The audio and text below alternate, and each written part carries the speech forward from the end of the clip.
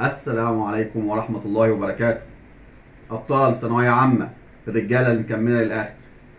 معاكم مستر محمود فتحي شمة، مدرس التاريخ والجغرافيا للثانوية العامة. زي ما قلت لك، ودي أكتر حاجة بيتكلم عليها طلبة الثانوية العامة. إيه هي أكتر حاجة بيتكلم عليها طالب الثانوية العامة؟ أستاذ أنا في الشرح ممتاز، أنا فصل في فصل ممتاز.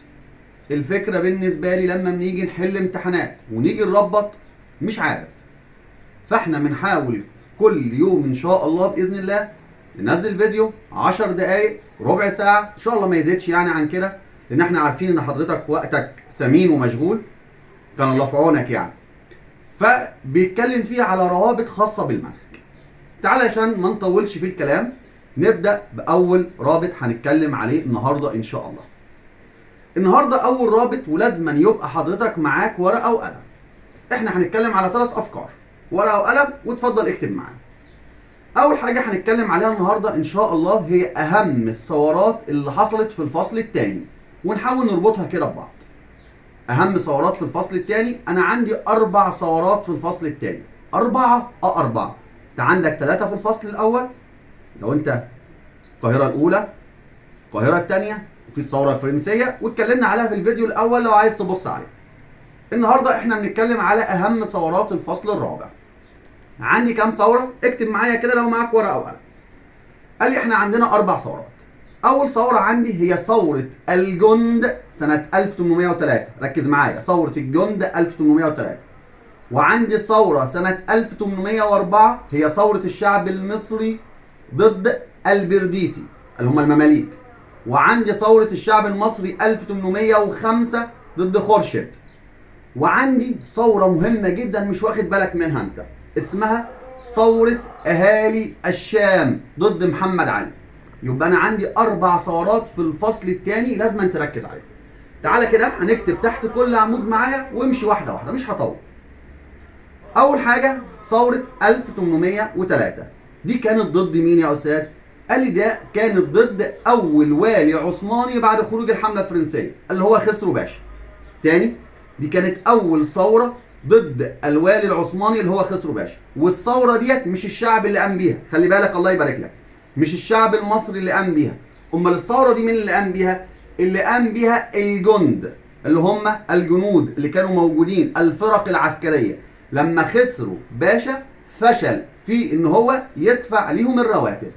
يبقى اول ثوره قام بها الجند او قام بها الفرق العسكريه سنه 1803 نتيجه عجز خسروا عن دفع الرواتب. طب ده يأكد على ايه؟ ده يأكد على ان الاوضاع الاقتصادية في مصر كانت سيئة. يبقى ده يأكد على ايه؟ ان الاوضاع الاقتصادية تؤثر على الاوضاع السياسية. دي اول فكرة معايا. الثورة الثانية، والثورة الثانية دي مهمة قوي، هي ثورة الشعب المصري سنة 1800. ثورة الشعب بقى سنة 1804. طب دي كانت ضد مين يا استاذ؟ قال لي دي كانت ضد المماليك بقيادة البرديسي. دي حته مهمه جدا، اللي هم فرضوا الضرائب على المصريين. انا عندي جملتين مهمين جدا لازم تعرفهم في الثوره ديت، والله ان شاء الله 2024 يعني امتحان. فكره جميله وفكره ممتازه.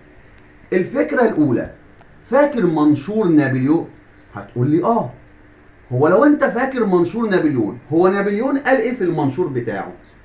قال إنما جئت إليكم لأخلصكم من المماليك الظالمين اللي بيفرضوا ضرائب عليكم. طب ما احنا عملنا ثورة، احنا كشعب عملنا ثورة سنة 1804 ضد المماليك. ليه؟ لأن هم كانوا بيفرضوا الضرائب علينا. يبقى يقول لي ظهر صدق، خد بالك من الكلمة، ظهر صدق منشور نابليون عندما قام الشعب المصري بثورة 1804 ضد المماليك، اللي كان السبب الرئيسي في هذه الثورة هو ان المماليك فرضوا الضرائب على الشعب. زي ما قال نابليون كان همهم ان هم ياخدوا خيرات البلاد. طب حتة كمان برضو نربطها، فصل اول فصل تاني بتقول ايه؟ احنا كده اتكلمنا على الفكرة، بقول فكرة تانية اهي، اسمع خد بالك، انا بتكلم لسه على ثورة 1804 اللي قام بها الشعب المصري. هو الشعب المصري قام بثوره، قلت له ضد الظلم. طب جميل، يبقى مين اللي ساعد على النضج السياسي ده؟ قال لا، مش ده النضج السياسي اللي وصل ليه الشعب المصري بسبب مشاركته في الدواوين اللي كان عاملها نابليون. هتقول لي يا استاذ دي الدواوين التي انشأها نابليون كانت مجرد مشاركة اسمية بس كده، ده هو كان عايز يعرف ما يدور في اذهان المصريين. المهم حتى المشاركة ديت نبهت المصريين. يبقى انا عندي الفكرة الثانية ان من ضمن العوامل التي ساعدت على قيام الشعب المصري سنة 1804 بثورة هو الآثار الإيجابية للحملة الفرنسية على مصر. دي ثورة 1804. يبقى ما تنساش انا اكدت بس كده صدق منشور نابليون عندما قال ان حكام الاقاليم، قصده المماليك، يستنزفون موارد البلاد. ظهر صدق المنشور عندما قام الشعب المصري بثورة سنة 1804. انا عايزك تعرف الفكرة، انت مش بتحفظ حاجة. الفكرة ان احنا نحاول نطلع روابط بين المنهج كله وبعض. طب الثورة الثانية دي قمة بقى النضج السياسي، هي ثورة الشعب المصري الشعب المصري تاني مرة سنة 1805 ضد خورشيد. وهنا ظهر النضج السياسي. هتقول لي ظهر النضج السياسي، هقول له ظهر لان رقم واحد احنا مش بس عزلنا خورشيد، لا ده احنا جبنا محمد علي، لا ده احنا مش بس جبنا محمد علي، ده تم وضع ميثاق اجتماعي، تم وضع حاجة تشبه الدستور، ان تحكم يا محمد يا علي بالعدل والا تفرض امرا الا بعد مشورة الشعب المصري. يبقى ظهر قمة النضج السياسي اللي هو التأثر بالحملة الفرنسية. امتى؟ هقول له في اختيار محمد علي واليا على مصر بعد الاجتماع اللي حصل في بيت القاضي او دار المحكمة. كده احنا اتكلمنا على 3 ثورات. الثورة الرابعة اللي احنا هنتكلم عليها وفي ناس قوي ما بتاخدش بالها منها، هي الثورة اللي قام بها اهالي الشام ضد محمد علي. طب هو اهالي الشام عملوا ثورة ليه؟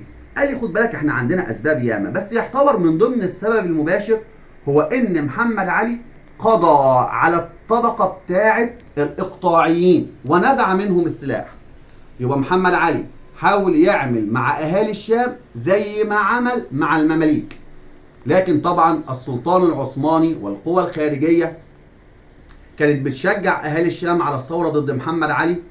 فيقول لي ثورة اهالي الشام ضد محمد علي كان ايه اهم نتائجها؟ كانت من اهم نتائجها اضطر محمد علي لقبول معاهدة لندن سنة 1840. لان انت لو خدت بالك على اسباب قبول محمد علي لمعاهدة لندن هتلاقي رقم 1 هو تخلي فرنسا عنه، رقم 2 هو قيام اهالي الشام بثورة ضد وجود محمد علي. فمعنى كده ان ثورة اهالي الشام ودي اخر ثورة في الفصل الثاني قلصت نفوذ مصر. ما هي بقى بص، انت حط معاهدة 1840 وشوف اللي حصل عليها واربطها بثورة اهالي الشام. دي اول فكرة موجودة عندي، يا رب تكون الناس ركزت معايا. واحنا بنتكلم في فكرة بتظهر برضو مهمة اسمها فكرة الفراغ السياسي. احنا عندنا كم فراغ سياسي في المنهج يا استاذ؟ عندنا 4 فراغ سياسي. 4. شوف تاني اهو، دي فكرة تانية مهمة. عندنا كم فراغ سياسي في المنهج؟ عندنا 4. ايه هما؟ عندنا اول فراغ سياسي، وبرضه من غير ورقة وقلم انت ما بتعملش حاجة. اول فراغ سياسي كان بعد معركة امبابة، عندما هرب مراد بيك الى الصعيد وهرب الوالي العثماني وابراهيم بيك الى الشام، فبقت مصر عندها فراغ سياسي ودخل نابليون القاهرة. فده اول فراغ سياسي. عندنا فراغ سياسي تاني قلت له بعد خروج الحملة الفرنسية من مصر. بعد خروج الحملة الفرنسية من مصر بقى عندنا فراغ سياسي.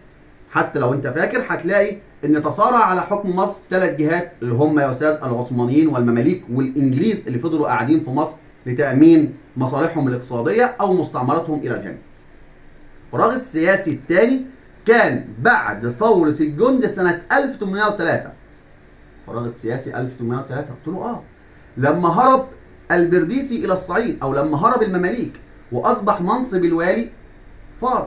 فلما بقى عندي فراغ حتى في الفترة ديت اقترح محمد علي ان احنا نعين خورشيد باشا. هتقول لي يا استاذ الكلام انت بتقوله ده مش صح. حقيقي فعلا الكلام اللي انا قلته ده مش صح والله، وانا مش هينفع نعيد الفيديو تاني. هنرجع تاني. الثورة الثانية سنة 1803 بعد ثورة الجند على خسرو باشا، ولما خدوا خسرو باشا وحطوه في السجن معلش ساعات الافكار بتروح مننا كده، فانا مش هنعيد تاني ومش هنقص، انت اسمعها بقى للنهايه تاني. ثوره 1803 عندما صار الجند ضد خسرو، فتم القبض على خسرو، ودخلنا في مرحله من مراحل الفراغ السياسي، وفي ناس تعرضت للقتل، وفي ناس اتقتلت وهي جايه، وفي ناس اتقتلت بعد التعيين بيوم. اخر مرحله من مراحل الفراغ السياسي هو بعد ثوره الشعب المصري سنه 1804. بعد ثوره الشعب المصري ضد البرديسي بقى سنه 1804 لما هرب المماليك الى الصعيد، فما فيش حد، فهنا هيقترح محمد علي تعيين والي جديد وهو خورشيد باشا. يبقى احنا عندنا في 4 نقط هتسمع فيهم كلمه الفراغ السياسي، هو بعد امبابه، بعد رحيل الحمله الفرنسيه، بعد ثوره الجند سنه 1803، بعد ثوره الشعب المصري سنه 1804، واللي اقترح فيها محمد علي تعيين خورشيد باشا وليا على مصر. ديت 4 حاجات فيهم الفراغ السياسي. النقطة الأخيرة في الفكرة بتاعت النهاردة من الروابط، ودي أهم نقطة عندي، لأن ديت بتربط فصول ياما كلها ببعض. إحنا بنسمع دايما عن حاجة اسمها التحالفات. أنا عايزك تجيب ورقة وقلم وتكتب معايا، الله يبارك لك. إيه أهم التحالفات اللي موجودة عندي في المنهج؟ بص يا بيه، انا تقريبا عملت لك 5 أو 6. خلي بالك انا التحالفات اللي انا عملتها ما فيهاش التحالفات بتاعت الحرب العالميه الاولى والحرب العالميه الثانيه، لان دي سهله بالنسبه لك، بس ركز معايا وزي ما قلت لك ورقه وقلم. اول تحالف عندي هو تحالف انجلترا مع الدوله العثمانيه مع روسيا. انجلترا مع الدوله العثمانيه مع روسيا لمواجهه الحمله الفرنسيه، ده اول تحالف. في كان قبليه تحالف هو تحالف الدول الاوروبيه بقيادة انجلترا وبعد كده النمسا ضد افكار الحملة ولا الثورة؟ لا، الثورة الفرنسية، اللي هو منع نشر مبادئ الثورة الفرنسية خارج فرنسا. يبقى احنا كده اتكلمنا على 2 من التحالفات، تحالف اوروبا ضد الثورة الفرنسية او اهداف او مبادئ الثورة الفرنسية، هو تحالف الدولة العثمانية مع انجلترا مع روسيا لمواجهة الحملة الفرنسية في مصر. طب جميل، خد بالك بقى من التحالف اللي جاي ده عشان مهم. هو تحالف الدولة العثمانية مع روسيا سنة 1833، اسمها معاهدة يوليو 1833. المعاهدة دي مهمة جدا جدا. اشمعنى؟ لأن في التحالف ده تحالفت الدولة العثمانية مع روسيا لمواجهة محمد علي. يبقى انت هتلاقي الدولة العثمانية اتحالفت مرتين مهمين قوي، انا بحاول اربط لك الحته دي مهمه. تحالفت الدوله العثمانيه مع روسيا لمواجهه الحمله الفرنسيه، وتحالفت الدوله العثمانيه مع روسيا لمواجهه محمد علي، اللي هي يا استاذ اسمها معاهده يوليو 1833، واللي كانت معاهده سريه دفاعيه. ايه التحالف الثاني؟ هو تحالف انجلترا والدول الكبرى ضد محمد علي، واللي نتج عنه فرض معاهده لندن سنه 1840. وما تنساش ان التحالف اللي انا بتكلم عليه ده اللي نتج بعد كده عنه فرض معاهده لندن، فرنسا ما كانتش موجوده فيه بسبب العداء اللي كان موجود بين انجلترا وفرنسا. اكيد انت سامع المعلومه، احنا بنحاول نجمع بس. ايه التحالف الثاني؟ التحالف الثاني ده مهم جدا برضه، هو تحالف انجلترا مع الدوله العثمانيه. امتى بقى تحالفت انجلترا مع الدوله العثمانيه يا استاذ غير ايام الحمله الفرنسيه؟ قال لي لما راحت انجلترا واستولت على جزيره قبرص على وعد، لما وعدت الدوله العثمانيه بالدفاع عنها. فكر كده، فكر معايا، ده حصل امتى يا استاذ؟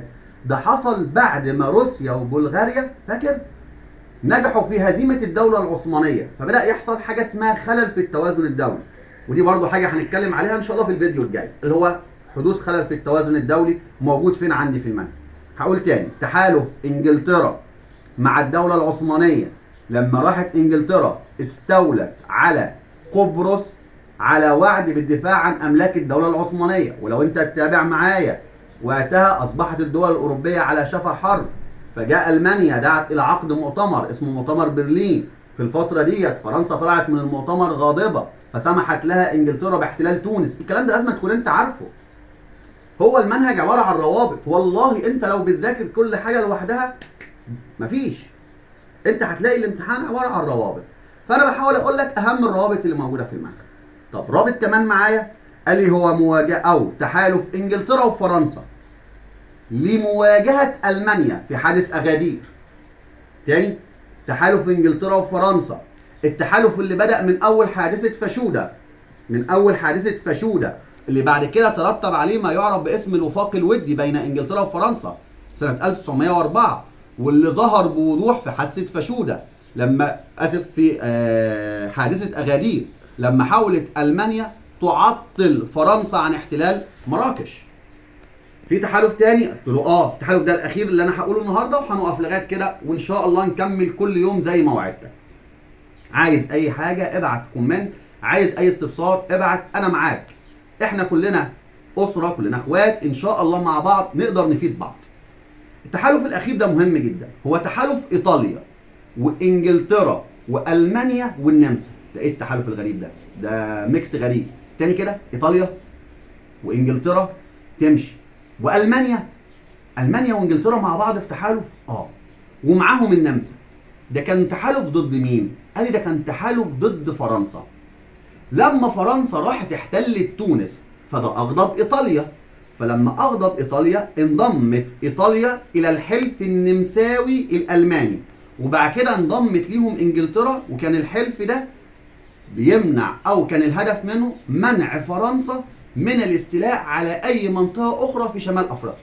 اخر حته بقى، هو التحالف ده تم الوفاء بالتزاماته؟ يعني الناس اللي موجودين في الحلف نفذوا التحالف بتاعهم؟ للاسف لا. ليه بقى لا؟ ودي اخر جمله هي بقى، اسمع. لا ليه؟ لان الحلف ده للاسف لم يلتزم احد به. اكبر دليل دولتين، مين هما؟ لما ايطاليا عملت مع فرنسا وفاق وراحت اخذت ليبيا، فكده ايطاليا انسحبت وقالت لها خلاص مفيش مشكله، وفي نفس الوقت راحت فرنسا واحتلت مراكش. معنى كده ان التحالف الايطالي الانجليزي الالماني النمساوي للاسف كان حبر على ورق.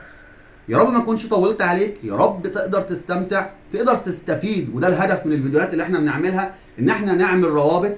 عندك اي جزئيه في المنهج مش عارفها، عندك اي جزئيه عايز نتكلم عليها، ابعت في الكومنت. كان معاك مستر محمود فتحي شمة، مدرس التاريخ للثانويه العامه. اشوفكم على خير ان شاء الله في فيديو جديد. السلام عليكم.